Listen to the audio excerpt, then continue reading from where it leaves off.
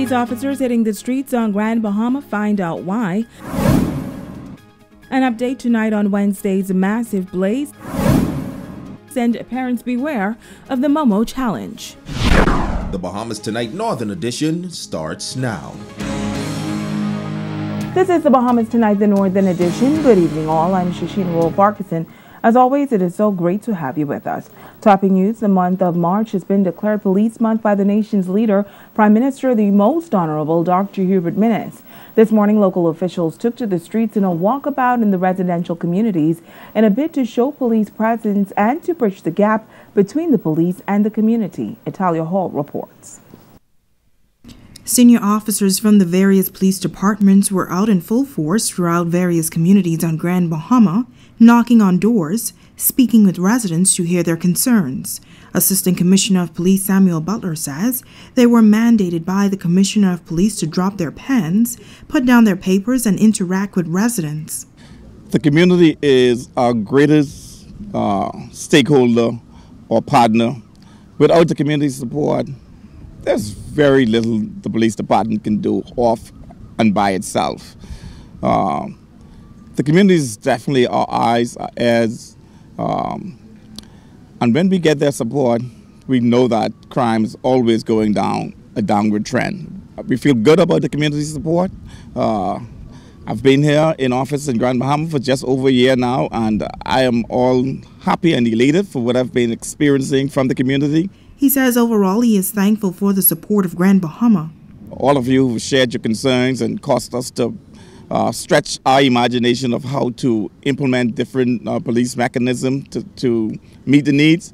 Those of you who've been bold enough to call in to tell us about some sighting of crime. And we know that we have so many wonderful stories that we can record, that's been recorded as a result of the community being in touch with the police department. The group also visited a few high schools and offered some advice for the nation's youth. The police chief says this effort will continue. This is just one of those national movements that we are doing, but this is something we'll continue in Grand Bahama, to continue to have our presence in large ways with our stakeholders such as pastors, to be with us, to ensure that we keep a good relationship with the community. Italia Hall, ZNS Network News. Good. In other news, police providing an update tonight on that blaze that destroyed the Britannia Mini Mall on Wednesday, shutting down 10 businesses and leaving a trail of damage behind. The building alone is valued at around some $800,000. While on today's walkabout, the Assistant Commissioner of Police, Samuel Butler, spoke to the media about their findings so far. Based on our preliminary investigation from the fire department, we are just about to the point where we can conclude it is in fact an arson. We do in fact have someone in custody. We're still working with that individual, and I believe by the end of the day we should have some conclusion on that. Reports say the female suspect was arrested shortly after the blaze. ACP Butler says the investigation into the circumstances surrounding that blaze continues. We were satisfied based on our interview, but we're still watching over our forensic investigations of that particular fire, and we're waiting for a response from our forensic that would end up allow us to actually have any further exploration of what it is that we're looking at, or to have some final conclusion as to where we are. Well, Wednesday's tragic fire at the Britannia Mini Mall raises the issue of proper insurance for business owners. As Jay Philippe tells us, local insurance executives say adequate insurance can make the difference in such trying times.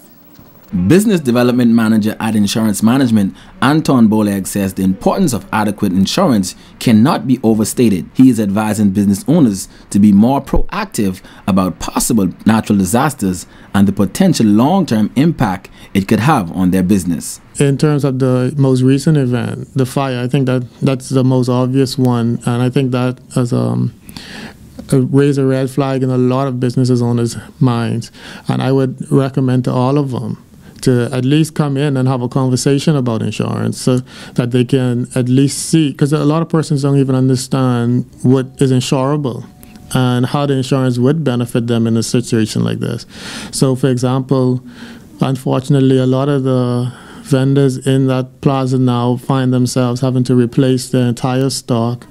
They have their staff won't be at work now until the building is repaired or they find someplace else to operate from.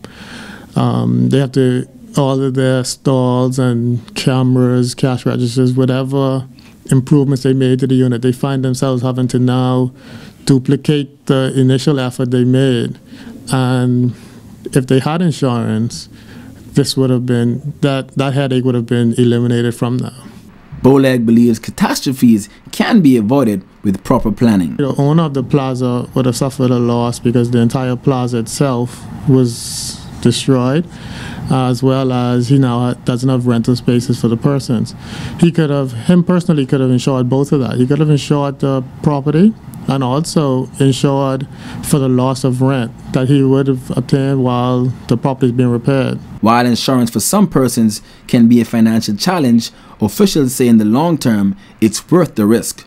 Boleg is encouraging business owners to get the proper insurance that best suits their business, product, and services. To obtain hurricane insurance or fire insurance isn't difficult at all, and I'd encourage any business person and even landlords to consider insurance.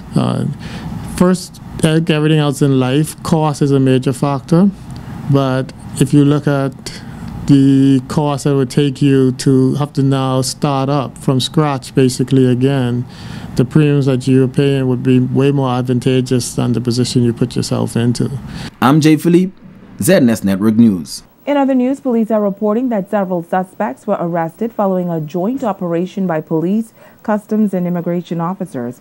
Operation Stay Steady was carried out on Wednesday night, and in total, 9 persons were taken into custody for various offenses, including stealing, possession of dangerous drugs, warrants of arrest, uncustomed goods, and expired work permits. Still on news from the crime beat, 3 Ecuadorians and 1 Venezuelan arrested in East End on Wednesday and hauled before the court for overstaying their time in the Bahamas. The group appeared before Deputy Chief Magistrate Debbie Ferguson yesterday and pled guilty to the charge. Now, 2 other Ecuadorians were also charged with being in possession of a forged immigration stamp in their passports, to which they pled guilty. On the charge of overstaying, they were all convicted and ordered to pay $300 or serve a default sentence of 4 months for being in possession of that forged immigration stamp in their passports. The 2 Ecuadorians were convicted and ordered to pay $2,500 or in default serve 18 months at the Bahamas Department of Correctional Services.